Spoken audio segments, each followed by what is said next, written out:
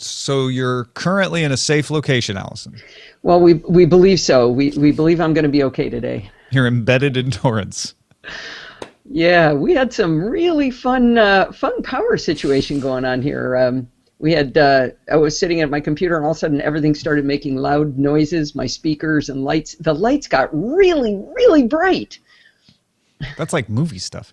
Well, SP Sheridan later on checked, and the voltage coming out of the outlets was 200 volts. Yeah. It's supposed to be 120, right? But the good news is the other unless it's a 220 outlet, which I'm assuming was not. It is now. Yeah, right. You can plug your washing machine in any outlet now. The really scary part was the smoke upstairs, the electronic smoke. When we think our router probably blew, we think that's where the black parts are. But the good news, and the other good news, is that our smoke detectors from Nest were completely quiet the entire time. Oh, good. Well, because it was friendly smoke. It was, that's just electronic smoke. Nothing to worry about. Yeah, don't buy those. Just saying. Well, I admire your dedication to being on the show. I really appreciate it. Yeah, and many thanks to Diane and Bill Salter for giving me in their 100 megabit per second internet here. So thank you, Diane. Good to see you again. All right, you ready? Why not? Here we go. The Daily Tech News Show with Tom Merritt is powered by Patreons like you. From 5 cents to $50, every contribution helps Tom and company produce fresh episodes of essential tech news. To learn more and support the show, visit patreon.com/acedetect. And thanks for listening. This is the Daily Tech News for Wednesday, December 3rd, 2014. I'm Tom Merritt. Joining me today through fire and smoke, Allison Sheridan, host of the NosillaCast podcast. Allison, you're not in your normal location, and your router exploded. Yeah, so we're having some really interesting power problems. The lights got really bright, and then there was smoke, and then there was burned out router, and then the lights getting really bright was kind of terrifying. And SP Sheridan checked out the voltage coming out of the wall, and it was 200 volts. Yeah, out of a 120 outlet, not a 220 outlet. Not quite what you're looking for. The good news is the other outlets are at 40, so everything's just kind of going limping along. So it's coming from inside the house. Yeah, I'd get out of there too if I were you. Did you leave him behind? Yes, I abandoned him and said, I'm going over to 100 megabits over at Salter's house. So, well, thank you, Diane, for letting Allison crash your internet. And thank you, Allison, for persisting to be on the show. I really appreciate it. You can tell how much I love being on the show, though, right? Awesome. Absolutely. You ready to do some headlines? Let's do it. All right, here we go. Recode says 2 sources close to the investigation say Sony Pictures Entertainment will name North Korea as the source of the attack on its internal networks. An announcement from Sony Pictures and security firm Mandiant is forthcoming. This is, you may have said, well, I thought we heard North Korea. North Korea was being investigated. The FBI is investigating this as well. Homeland Security is investigating it, but this would be a public confirmation of it if this goes forward. Yeah, that thing's just getting more and more interesting. And in a controversial thought, I was thinking, is it possible that in their culture, having a funny movie about assassinating their president is an act of war?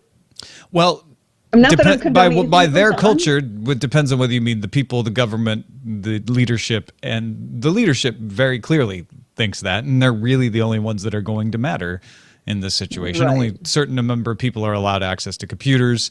My question is going to be, did North Korean hackers, who apparently have been making great strides, do this attack, or was it farmed out? Did they hire, say Chinese hackers or hackers somewhere else to carry out the attack? Right. It's kind of like their response that you talked about on yesterday's show was kind of like, we want you to think we're this good. Yeah, they're like, we really should deny it, but we also, it was cagey. Definitely cagey. Yeah. I'm picturing this very small, very tight group because they only let 11 people be hackers, right? 11 people got internet. Yeah. Just for this. Probably not much of an exaggeration, actually, yeah. Yeah. Well, in other news, GigaOM reports that Google is rolling out a new reCAPTCHA system that we really need. Instead of distorted words and numbers, users will simply click a checkbox next to the words, "I'm not a robot."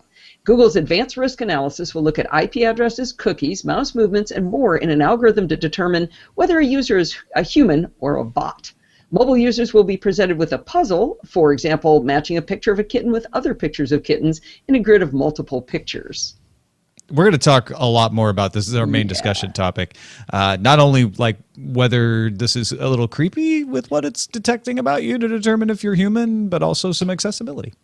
Yeah. Wired UK reports that the Yoda Phone 2 is going on sale. The dual-screen smartphone from Russian company Yoda Devices has both a front-facing AMOLED 1080p screen and an e-ink panel on the back. The Yoda Phone 2 has a 2.2 gigahertz quad-core Snapdragon processor, an 8-megapixel camera on the back, and a 2-megapixel camera on the front. Here's the big deal, though. Because of that e-ink screen, you think, well, how much is this thing's going to cost me? £555 unlocked in the UK, 700 euros in the EU. You can buy it online or in the Yoda Phone store in London. The phone goes on sale in Asian markets early next year, and they say it'll be available in the Americas eventually. What is the e-ink panel on the back for? So it's like a status update. It's like a lock screen status update. It gives you your clock, maybe some basic notifications without having to open up the LCD, and therefore saves you a bunch of power, right?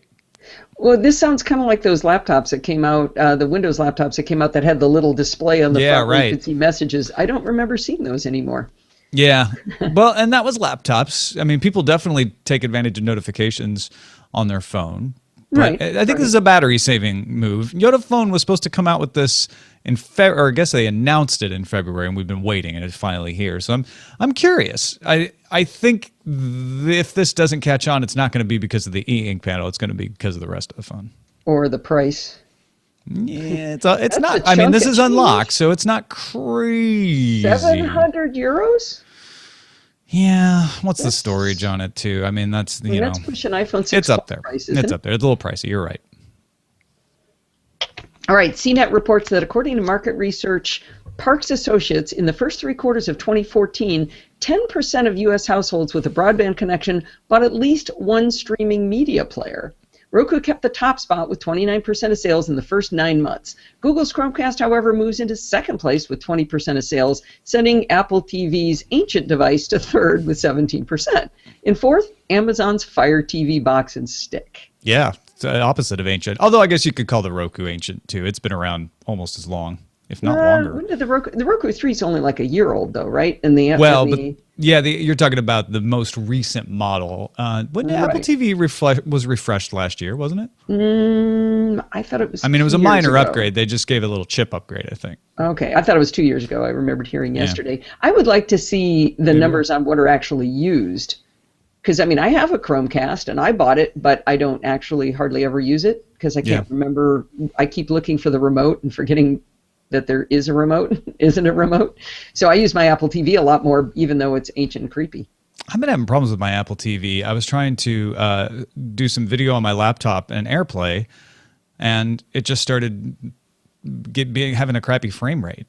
Which could be all kinds of things, right? That could be the Wi-Fi connection between the two, et cetera. But it seems like it's been happening more lately. Maybe it's my router. Maybe my router is about to catch on fire. I'll call you if that happens. Come to Diane's house.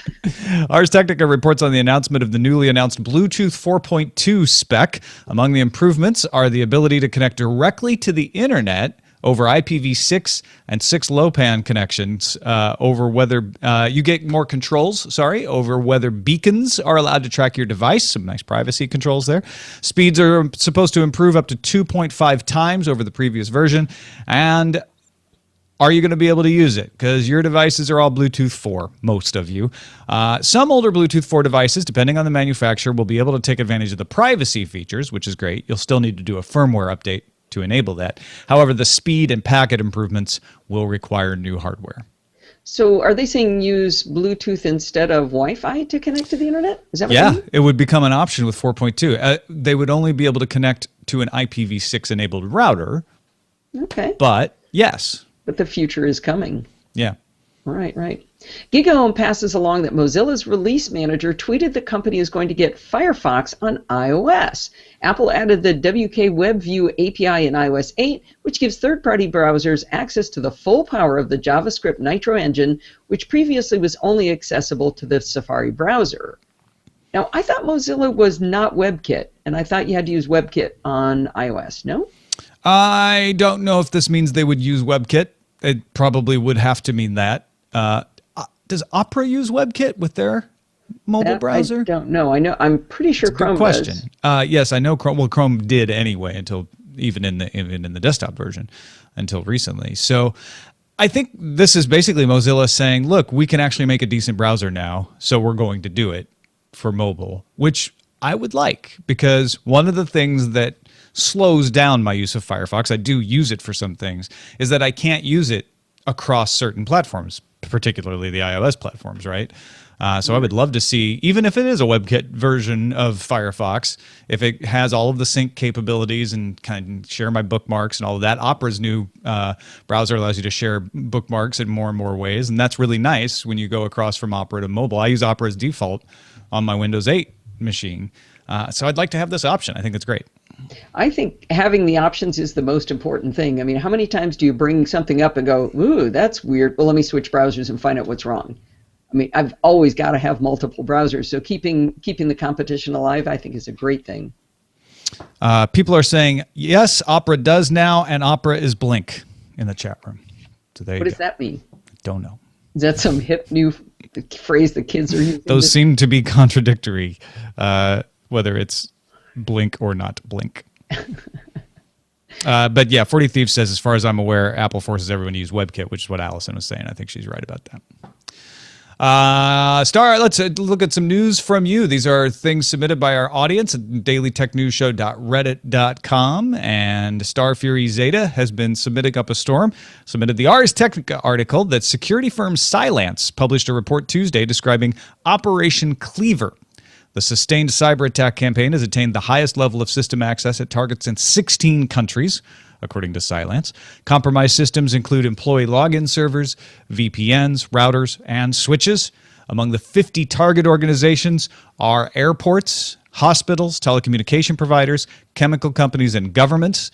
The team of attackers use Persian handles. They work from IP addresses registered in Iran, and Cylance believes the group could only be backed by a nation state because of the sophistication of the attacks. Wow, that's a bad thing.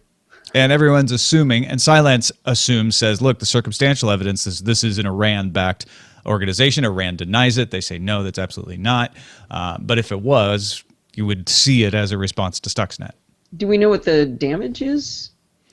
They're owning systems and stealing data. I have not seen anyone describe anything beyond that. I mean, when you talk about airports, people immediately think you're accessing the flight control tower, and that's not usually what happens. It's usually the booking system. Ticketing or something like that. Yeah, things like that. But that's the kind of thing when you want to profile someone and you want to spy on someone, you want to target an agent or a particular person, that's valuable information. Yeah. Yikes. MacBytes passes along a terrific feature from The Verge about an all-girls robotics team at Carl Hayden Community High School in West Phoenix, Arizona. Carl Hayden is a school where 70% of students lived below the poverty line and less than 40% of students graduate. These two teachers at the school founded a robotics club, and the club went on to beat MIT in a robotics competition and get a movie made about them. But the teachers noticed that the girls on the team rarely worked on the robots. They wrote papers and gave the presentations. So in 2007, they formed a girls-only team. And guess what? Girls build awesome robots too. And they go to Stanford because robots. And more importantly, because teachers. Go read the article. It is going to make you really, really happy. Yeah, this is written by the guy who wrote the book Spare Parts, which the movie starring George Lopez is based on. And reading it, I was like, I want to see this movie. I love everything about this story. One of the most interesting things that they did to get the girls involved was they made all-girl teams. So instead of them having to rely on the boys or the boys forcing their help, who knows which it was, they didn't have a choice but to go in and fix it. And part of the story is about how they went in and they started with a robot that the boys had built, and they were having a steering problem. And the boys were just putting an oversteering to correct for it, but the girls tore it down and found a mistake in the drivetrain and put it back together, and it worked. And all of a sudden, these girls are going to college and becoming engineers, and they say that they owe it to this robotics club. So it's a happy joy story. And the great thing is they don't need to have all-girl teams anymore. Now that they've used that to prove to girls, like, hey, this is fun, you can do it, now it's just self-sustaining, and the teams. I would really like to understand why that is, because you get a whole new set of girls and boys. Why wouldn't they fall back into the former patterns? Just because they know it can be done, all of a sudden they do? All I said is they don't require it. I'm not saying that they're not all teaming up that way. I'm just saying what they had to do in the first place is say, you know what, we're going to put the girls on their own team so that they won't back off. And they'll start building up the confidence. Now that they have that, they don't need to require that. It's not like girls aren't getting in and soldering and building robots now. You're asking a different question, which I think is interesting, is given that they don't make them be on the teams, how much mixing does happen naturally? Yeah, I also liked even the beginning of the story. They said that there were only 4 students, and they were these misfits that would rather stay at school than go home, which told you something about their personalities. My whole thought when I thought of those 4 guys as they described them was, well, that's my tribe. Those are my people. That's that's who we all were growing up, right? Probably anybody listening to this show is in that tribe. By the way, I've had the chat room doing a little research here, and Carl found some documentation. Because of Clause 217 in Apple's App Store approval guideline, we, meaning Opera, can't use Blink or V8. The rendering is done by the iOS WebKit framework and WebKit JavaScript. So nobody is exempt. So you're right. Firefox is going to have to use WebKit, which with the new WebKit API has made it palatable to them because they're like, well, we can do decent JavaScript, so they will be doing that, sounds like. Okay, now we know Blink isn't a hipster phrase that we just didn't know. Yeah. And finally, California Carl alerted us to a YouTube post explaining why they had to recode their view counting software thanks to pop star Psy. Turns out people are still watching the Gangnam Style video, and when the 2,147,483,647th viewer hit, it maxed out the 32-bit integer they had reserved to count views, so they had to upgrade to a 64-bit integer, which they have now done, and YouTube can rest easy, at least until Gangnam Style gets past the 9 quintillionth view. If you go to it now and you click on the counter, it just goes, it just shows all kinds of random numbers. It's just like, I don't know.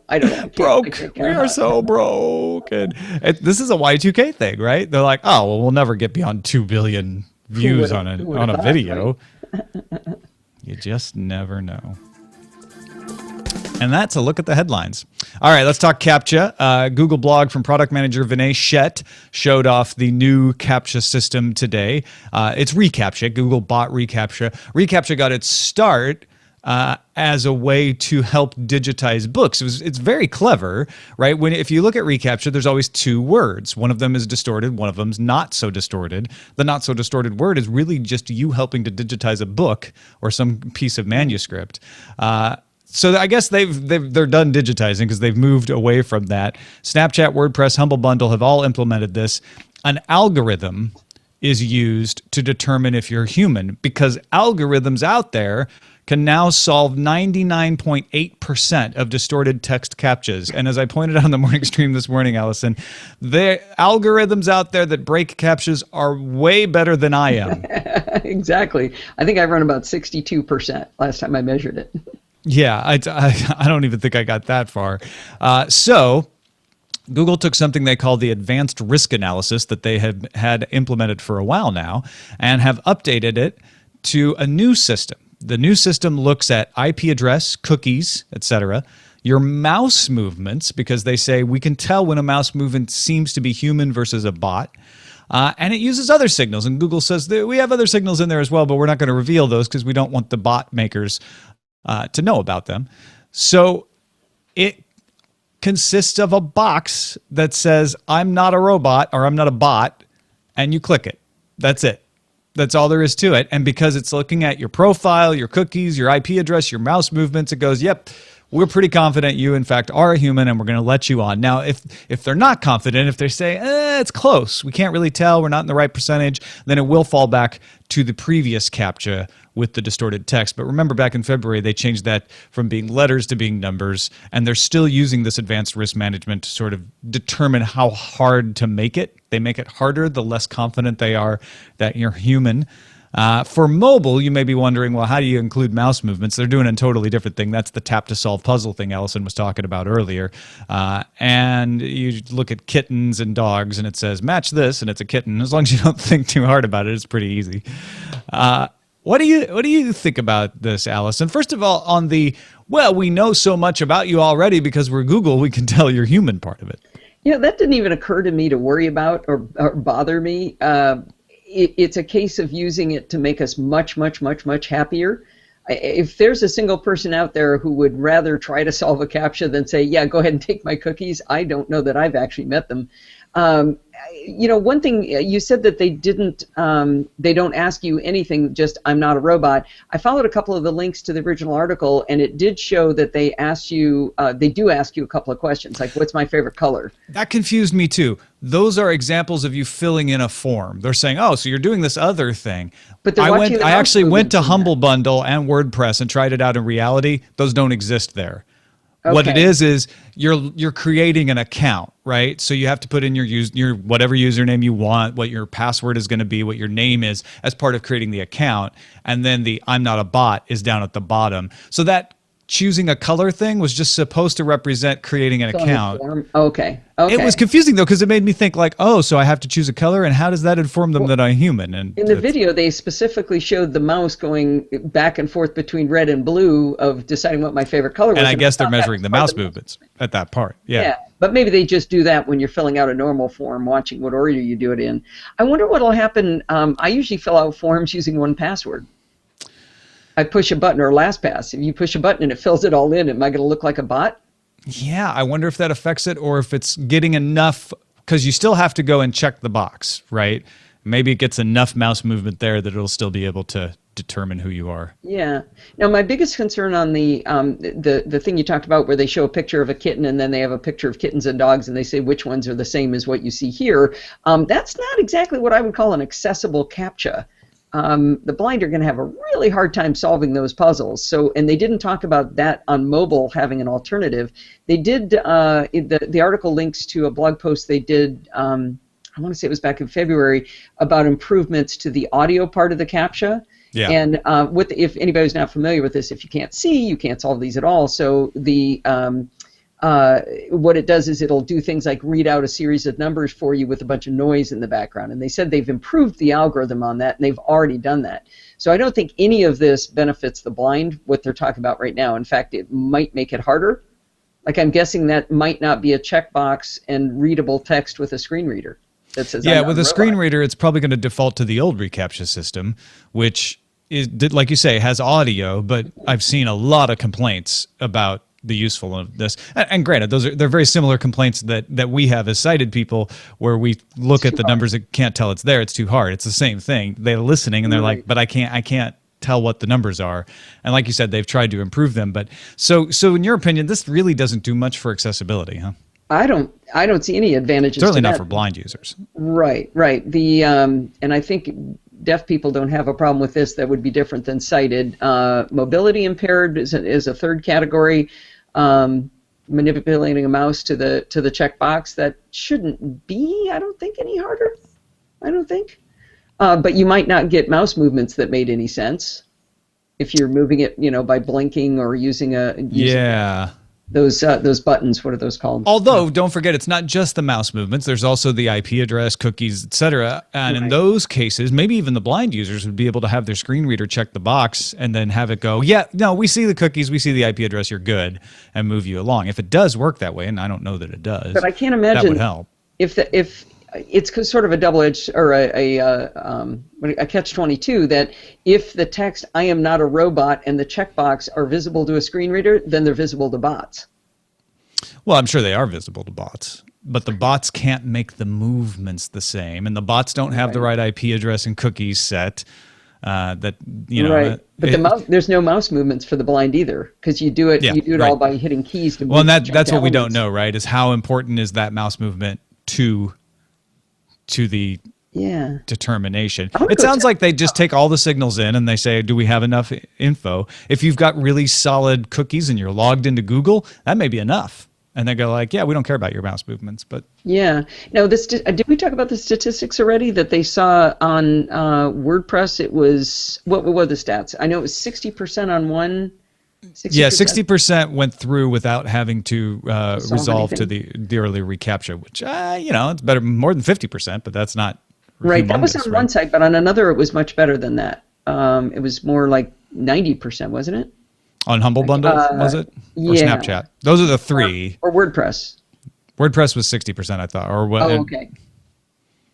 I don't have it in front of me right now, unfortunately. But yeah, so those even 60%, wouldn't you take 1 out of 2? I don't have to do it.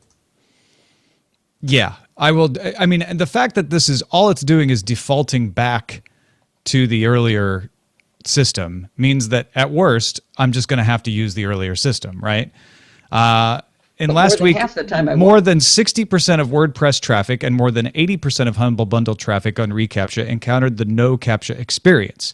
Users got to these sites faster. Now, it doesn't say how successful they were. It just says that they got the experience. So this is a number that's just saying how many people were served the new checkbox versus the old system.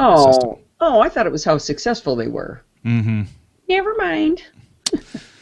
I think it's a good thing. I'd like to see more creative stuff for the blind. I know I've told you this before, but I did a presentation at Macworld one year called Blindfolded, where I taught myself to use VoiceOver on the Mac and on the iPhone, and I did the whole thing literally with a blindfold on. So I've gotten to maybe like a first grader's level on VoiceOver, so I can probably go in and check this and try it out and see what it does. And my guess is on mobile, it'll just do the same thing where it will default to the reCAPTCHA system that exists now with the audio. But I'll be interested to find out because I did not say that explicitly. And that is my one, thanks to you bringing this up, it's my one big criticism of this entire thing is they did not line out what the accessibility options would be. They didn't mention them at all in their blog post. Yeah. They did have a link to the previous blog post about the audio fixes that they had done, but I haven't heard anybody running around saying, wow, the audio captchas are easy now. Yeah. I didn't hear the other way around either, though, to be fair. But progress. Overall, Exactly. Definitely progress. Our pick of the day comes from Scott. It's an Android app called Mighty Text. The app is similar to iMessage in that it allows Android users to send text messages from their tablet and computer through a Chrome extension, keeping me, he says, Scott, from switching to my phone whenever I'm using my other devices. The app also has neat features like telling you your phone battery's life, contacts, scheduling future messages, and you can dial from one of the other apps. I think we might have mentioned this before if you're like, this sounds familiar. mightytext.net is the URL. Thanks, Scott, for the pick. You can send your picks to feedback@dailytechnewsshow.com, and you can find my picks at dailytechnewsshow.com/picks. That's got to be great. I love that in messages. That's why I hate WhatsApp, because you can only do it on your phone. You can't even do it on your tablet. Yeah, and I do really use the ability to see text messages from anybody on my desktop now, at least on my laptop. Here's the problem, right? I want to do this on my Windows machine from my iOS device. One thing to rule them all. Yeah, exactly. Get me there, Mighty Text, and I'll love you even more. Our messages of the day. Mark Davey writes, one of my Black Friday purchases was to pick up an audiobook copy of Capital in the 21st Century by Thomas Piketty. It's a very popular title. He says, I'm working through the book right now, and the sale of mobile phones in India directly talks to major themes in the book of third world economic convergence with deflation in technology being a cause. My experience in my 50 years on this planet directly relates to his findings. Comparing the real value of capital in my parents' home in London over the last 40 years versus the fact that we had to rent a color TV in 1970, but now can purchase a 50-inch HD TV at Walmart as almost a discretionary purchase. Looking at my labor capital as an IT profession versus some others I went to school with, I recommend this book because even if you don't agree with his findings or all of his findings, there definitely are parts that match my experience. Looking forward to finishing the book. Yeah, this is a hot book right now. This is the Karl Marx Das Kapital of the 21st century. That sounds really cool. Yeah, if you haven't, at least look at Piketty's got some good talks up where he summarizes the findings. The book is very stat heavy because he tries to document every single assertion he makes. But if you just kind of want to find out what he thinks, there's some good videos as an introduction. So he used facts and data to get to his conclusions? Yeah, he's an economist, which some of them actually do that. It's pretty crazy. But yeah, I'm not sure exactly how directly the comparison is, but I think what he's saying is, in my experience, we used to have to rent a TV. We couldn't afford to buy one. Now we can buy big 40-inch TVs for cheap. And India is going through the same thing with smartphones, right? The prices price pressure is coming down because the market is so big for it. And I can see that parallel. I always wonder about that when I think you guys were talking about a $150 phone when people make $1,500 a year. Yeah. You spend 10% of your income. But there's got to be a whole lot of stuff we don't understand that clearly this guy does. Well, the emails we had yesterday from people in India said that while that is true over the entire country, there's a large growing middle class section that can't afford these phones, and that's what the phones are. Yeah, I think there's a giant disparity in the income base in India from what I understand. It's actually getting, these emails were saying it's getting less. The disparity is starting to, and I'm not trying to over dramatize it, but there's a growing middle class there, so the disparity isn't as bad as it used to be. Well, I'm going to India in March. I'll report. Yeah, report back. That'd be cool. And also look out for some of our listeners because we've got a few people in India. And I want to thank everybody who wrote in. Kevin wrote in and said, I was listening to you support Rafe's prediction of Cyber Week on the drive this morning. Rafe has turned me around from thinking Cyber Monday is dead to thinking it should just become Cyber Week and probably Cyber Month eventually. Anyway, Kevin got an email from HP that was titled Cyber Week. Oh, nice. So there you go. It's already out there. Eric wrote in and said, Justin Robert Young asked if the delivery app that we mentioned as our pick of the day can scrap emails for tracking numbers. While it can't do that, the iOS app can recognize tracking numbers that are saved to the clipboard. So all you have to do is select and copy the tracking number. This makes it pretty easy. I've been using this app for years, found it back when it was just a widget on OS X. Love it, and glad they continue to improve it. I bought deliveries after hearing about it on the show, and I found a really big problem with it. By the time the tracking information is available to deliveries, it's on my doorstep. We mentioned June Cloud yesterday. Oh, that was a different one. Yeah. So you bought deliveries, though. Yeah. Well, it doesn't work for me anyway because I sit there refreshing. It's going, no information, no information, no information. Ding dong, here it is. You got the information delivered to you. It's even better than you expected. Finally, James Dutcher, who is CIO at SUNY Cobleskill, that's State University of New York Cobleskill, wrote about Google Glass getting industrial uses. He says, we are piloting Google Glass here in an academic setting in our medical veterinary related academic labs at SUNY as part of a SUNY grant-funded pilot. We will show here that there is pedagogical benefits in the first-person point of view within teaching and learning, which Google Glass is obviously well suited for. Also, as you suggested, with one of Google's prongs needing to be industrial development and use of glass, there is a strong following and use in the medical and veterinary verticals, which our graduating students will benefit from having experience using this technology. Basic point being that medical veterinary workers benefit from hands-free technologies like Google Glass, and they're partnering with other campuses to literally, he says, have more eyeballs to see how best to use Google Glass and optimize the FPPOV, first-person point of view teaching and learning experience. Folks can learn about their efforts if they want at sunycobleskill-pilot.net. We'll have that link in the show notes as well. Wow, that actually sounds pretty cool, and you don't have to worry about looking like a dork because you got all this other weird stuff on anyway, right? Yeah, you're not out at the pub, right? You're in a lab setting, so it actually fits more fashionably. The gloves and the hair and the right into your situation. All right, well, that's it for this episode of the Daily Tech News Show. Allison Sheridan, a pleasure as always. You should follow her on Twitter, twitter.com/podfeet if you don't already, and check out the podcast at podfeet.com. This weekend is 500 episodes on Sunday, my 500th. Congratulations. For a guy who does a daily show, I mean, how many did you guys have on Buzz Out Loud? Like 23,478 or something? Well, yeah, I was only in on, I think, 1,400 or so of them. Not many, but yeah, 500. That's great. No, it's a weekly, right? That's harder to get to as a weekly, for sure. Yeah, it takes longer. Oh, congratulations. Yeah, I'm pretty excited about it. So it'll just be gratuitous high-fiving on Sunday. No high 500. Oh, there you go. Yeah. I was thinking of Punk in the audience and tell him, yeah, I'm out. That's it. Yeah. I've hit my goal. 500 was it. See you later. Well, thank you, Allison. And thank you, patrons, 4,588 of you. And the fact that the number is bigger each time we check in amazes me. You guys are the best. It's a value for value model. And all I ask, if you're not already supporting us, is think about if you get some value from the show and you have the ability to afford to give a little value back.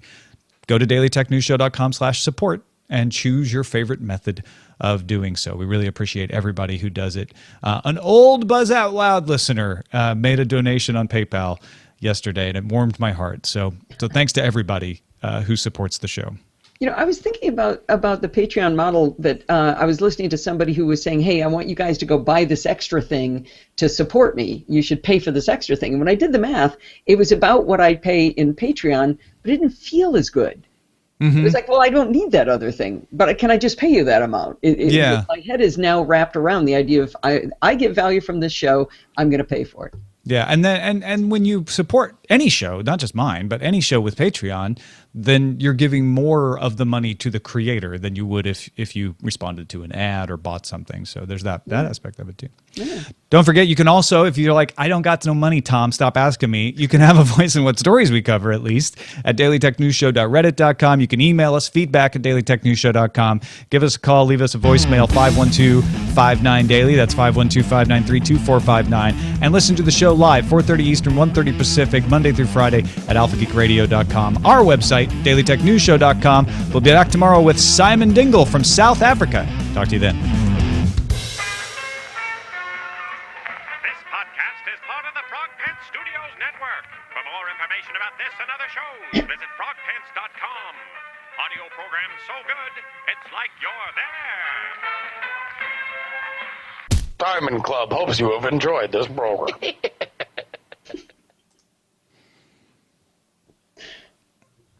Oh, funny that, eh? Was that Todd? No, it's one of the Diamond Club. I don't even know who it is, actually. I know who gave me the clip.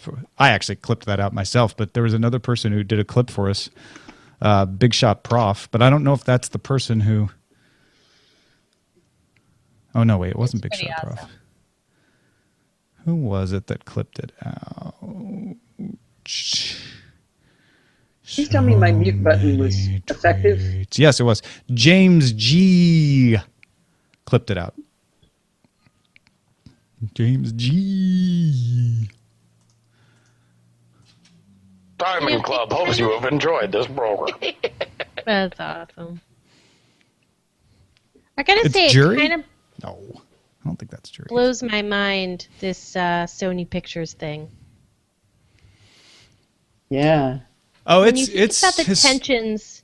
It's When historic. you think about the tensions between Japan and North Korea and Japan and China, and you realize that Sony Pictures Entertainment is a subsidiary of a Japanese company, it starts to get like a little bit more tense and scary. I mean, because like the instinct is to be like, they did that, but Well, shoot, the tensions between the United States and North Korea, plus those the tensions that you added on top of that, closer to each other. Well, is really scary. Like, yeah. Ugh. Anyway, not to further speculate, but it did just occur to me as you guys were having an excellent discussion. What hit me today is, we have that story about the possibly Iranian hackers, and we have the possibly North Korean hackers, and how all of these attacks more and more are state sponsored. Like, it's cyber warfare out there, and the U.S. Air Force was tooting this horn several years back. We were talking about it on Buzz Out Loud. Like, we need to get prepared for this stuff, and it's definitely being borne out. So you kids today in school, big careers in cyber warfare. I have a feeling we're going to be talking about this story for a long time. Oh, for sure. Yeah. So when the thing first happened at Sony, I remember they said that the screen said something about unless you comply with our demands. But did they ever demand anything? Well, I don't know. They said some demands to The Verge. Sony never commented on them. What were the demands, though? They didn't list all of them. They said that they need to be, something about fairness. They were very vague. Yeah. But it's, and the other thing is like GOP, Guardians of Peace. Well, that doesn't sound very North Korean. It doesn't. I thought it was an ironic acronym. Oh, the Republicans are against Sony Pictures. Oh, because of the GOP thing. Yeah, there's a ton of jokes about that. I know. The Tea Party did it.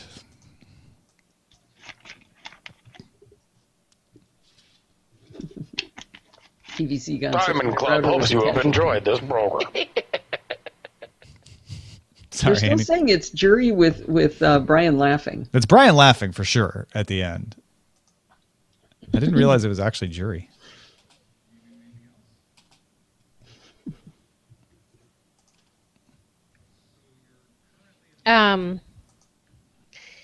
That was a good show. I learned a lot about CAPTCHAs. Good. It's become quite vivid to me. One of the most interesting things, maybe I've told you guys this story before, but I did a talk at Blog World about how to increase your audience size through accessibility. And I just walked through some real simple things you can do. Like, I don't know if you know, but when you embed a video from YouTube on your website, there's no play button for screen readers.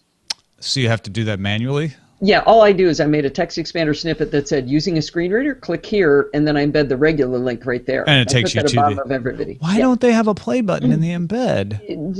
I don't know. Not know that. The play button works on YouTube. I can send you my text expander snippet if you want. Yeah, that'd be good, actually. It's you have to grab a second link, but it really worked. But anyway, I was doing this pitch, and two interesting things happened. This one guy said, I talked about accessible CAPTCHAs, making sure you have an audio CAPTCHA. This guy comes up to me afterwards and he says, I work for Section 508, which is the government regulation that says you have to have all the government websites be accessible. And he said, and I didn't know that. I had 3 inaccessible CAPTCHAs on the accessibility pages for the United States government. Now, I was happy I helped him learn, but I was thinking, whoa, could you guys have trained this dude a little bit? Told him what it was he was supposed to be doing. That was kind of unfortunate. But the other thing was this guy came up in a wheelchair and he said, hey, Allison, you always talk about blind, you always talk about deaf. What about those with motor impairments? And I was so glad you brought that up because that was the one thing I was thinking about too. Yeah. And he said, and I said, look, the reason I know about blind stuff and deaf stuff is because these people write to me and they tell me what it's like. So you're going to have to teach me. And about a month later, he started sending me stuff, and we've been conversing for, 4 or 5 years. That's great. But a couple months ago, I mentioned to him that how much I love the internet, that because I did that talk, I met him and I knew all this stuff. And he says, Allison, I never went to Blog World. So it was 2 different guys. It was not the guy I met at the conference. Oh, that's hilarious. A different guy started teaching me. And he's really good. He teaches me a lot about voice recognition software. And like when Windows 8 came out, it was completely inaccessible. They didn't upgrade the voice engine, and all of the commands and everything were from Windows 7. So it would say things like click on the start button. And there's no start button. Yeah. Well, there wasn't then. I need to pick a title real quick before and then we keep going. Forgot about that. I don't know which one I like best, Jenny. I forget. There's so many good ones. My we Chrome have just Showbot.tv. There's Captchavating, CAPTCHA22. I am not a robot. Wait, are you human? Showbot.tv / something? No, just Showbot.tv. Oh, there's probably a W in it. Yes, and show. There is. I really like 22. Little IPv6.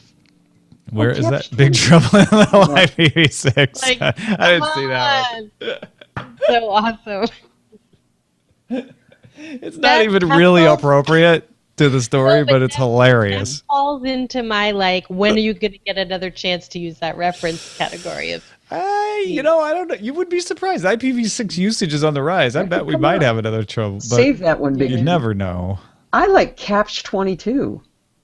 Yeah. Because I talked about being in a catch-22 in the middle of that.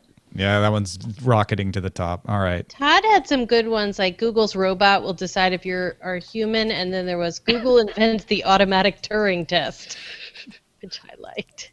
That's nice. Don't blink. Yeah, blink and you're dead. Cord cleavers? Gangnam Style broke YouTube. I give up.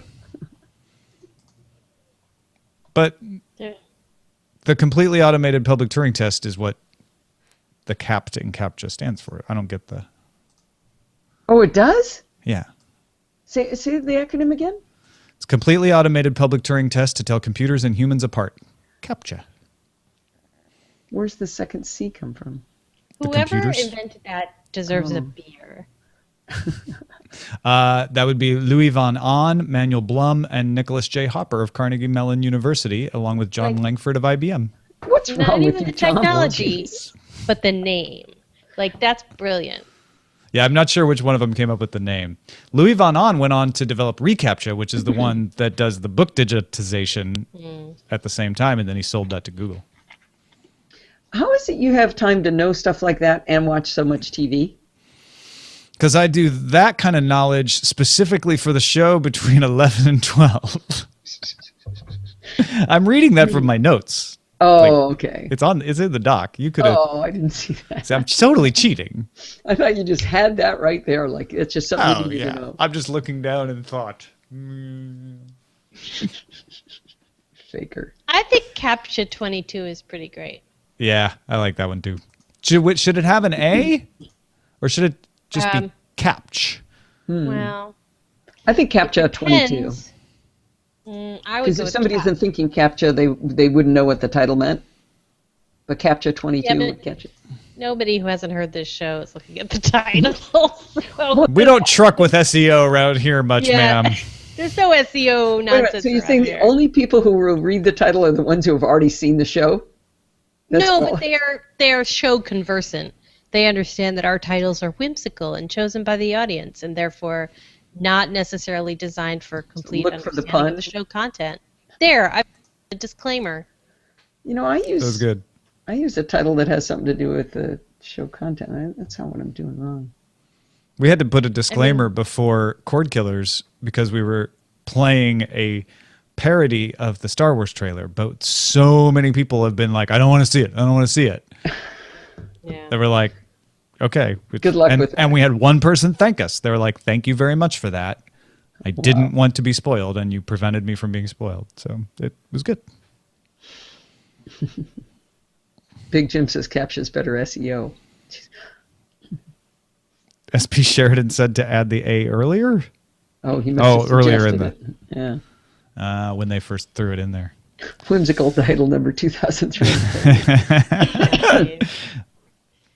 Diamond Club hopes you have enjoyed this program. Now, there's already a movement of people who don't like the laughter and people who do. Team laughter, team anger. Let's hear it without. Diamond Club hopes you have enjoyed this program. I almost got it. The laughter is overlapping. Diamond Club hopes you have enjoyed this program. Yeah, it is. Kind of can't get rid of it. You have to do both because it's both of them. So people who don't like laughter should go outside and stare at the sky and look at the clouds. Look, if you don't like laughter. If you don't like laughter, man. Sure. Okay, fine. If you don't like children and dogs and puppies and rainbows, that's then fine. Great for you. I'll bet there's a chat room for that. It's a chat room for each one of those things, actually. Yeah. Diamond Club. I can't stop. It's awesome. It's really awesome. It cracked me up when I heard it for the first time. I love that it's actually just like it's their answer to Scott's very elaborately, lovingly produced end slate. Yeah, and I don't even think they meant it to be. No, right? but it's just subconsciously. They're parodying the Audible thing, you know that. Yeah. But just in case anybody else got out there didn't get that. It's that beautiful, it has that 40s feel to it that Scott's stuff has. Well, and the Audible thing has that too. If you listen to Audible enough, you notice the distinct drop in quality when the guy goes, Audible hopes you enjoyed the program. No, I've not listened to the Audible tag because you know what? I do not listen to audiobooks. Well, that's why you don't get that part of it. No, I read the real books. I don't drive. The real answer is I don't often drive. I don't hang out a lot on a treadmill, full disclosure, and I don't drive a lot of places. I don't drive long distances. But that's what I'm saying is they use this thing at the end of the audiobooks that they've been using forever, right, since they launched the company, and they have never changed it. So over the years, it just gets more and more hilariously worse compared to the improved audio quality of the audiobooks you're listening to. The difference between the two? Yeah. Do you listen to audiobooks, Allison? No, I am just obsessed with podcasts. That's what my ears are filled at all times. Diamond Club hopes you have enjoyed this program. Sometimes you just like to make yourself laugh there, don't you? Yeah. I like Tom's commitment to the repeated joke. That is a fine quality is shared by many a really strong comedian. Is you just commit to it and you just punch it in the face. Punch it. Awesome. You know what I think of? My program is the repeated bit. Diamond Club hopes you have enjoyed this program. I think that would be like also the name of Matt Flanagan's program. It would be a repeated bit. Yeah. That's funny. Isn't that the magic of Family Guy? Is the repeated joke? Yeah, because well, there's a lot of magic in Family Guy. Well, that is one of them. Right, but that's one of the things. Like when Stewie's in the pool with Helen Keller and he's playing Marco Polo with her, and for about 3 minutes he just goes Marco. Oh man. It just goes on and it's like it gets stupid and then it gets funny again. Right, that's the repeated bit. Is you have to push through the stupid and find the funny on the other side. Let us know when you come out the other side with that one, Tom. Diamond Club hopes you have enjoyed this program. And you get a built-in laugh on this one every time. Mm-hmm. I'm uploading, by the way. Oh, SoundCloud, beatarchive.org. It's always a race.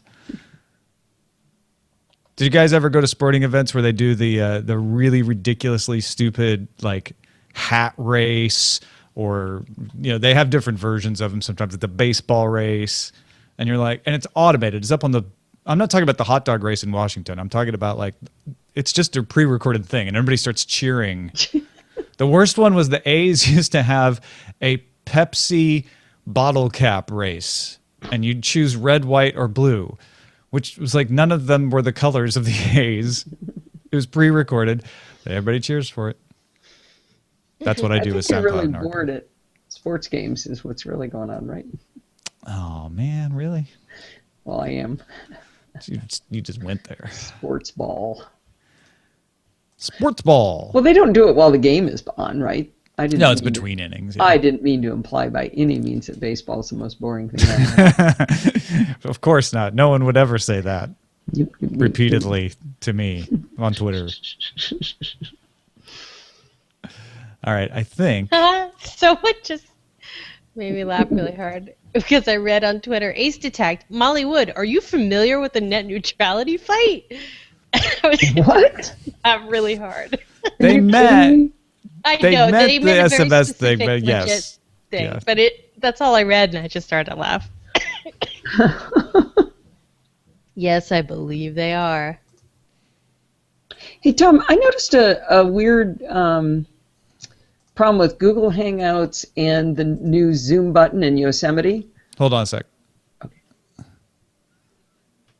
Tom's editing. I'm just hearing, making sure I got the end. I was thinking of Punk in the Audience is what you said. Okay, good. We got the end of it. Okay. All the way to the end. Just making sure. Wait, did I get the...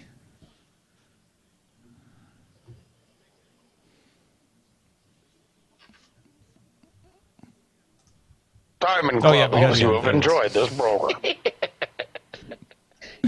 I'm out of the post. Play it again. Cleveland has mustard, ketchup, and relish. It's really, really sad, says Big Jim. Oh, so I was asking you, on the right, sorry.